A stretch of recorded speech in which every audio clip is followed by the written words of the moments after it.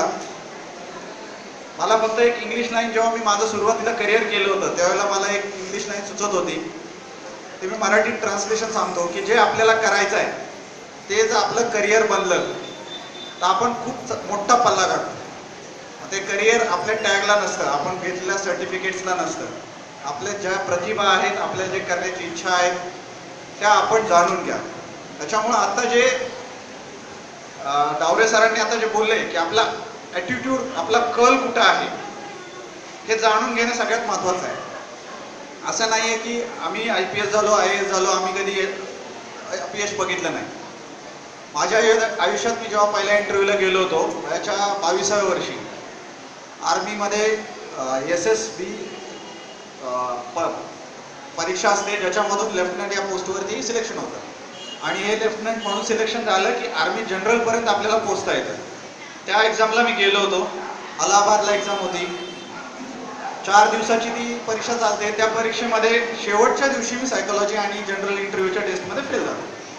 पण त्यावेळेला जेव्हा फेल झाल्यानंतर मी असं शांतपणे बसलो होतो तेव्हा तिथं करिअर गायडन्स करणाऱ्या माणसांनी सांगितलं, जे कोणी होते म्हणजे आम्हाला, आता आपण शेवटी सगळे भारतीय आहोत, आपण तिथं बसलोय, आपण फेल झालोय आणि तरी फेल झालेल्या लोकांना पुढं काहीतरी करायला लावलंच पाहिजे. ती त्यांची एक मोरल रिस्पॉन्सिबिलिटी होती. त्या लोकांनी सांगितलं की तुम्ही इथं निराश होऊ नका. ज्या ठिकाणी तुम्ही फेल होऊन चाललाय त्या ठिकाणी अमिताभ बच्चन आणि राहुल द्रविड आणि शाहरुख खान पण फेल होऊन गेलेले. मग याच्यावरून विचार करा की इथं आर्मीमध्ये बऱ्याच वेळेला असं होतं की ज्यांचा मार्क वगैरे खूप चांगले आहेत, जे खूप हुशार आहेत, असे लोकही फेल झाले होते.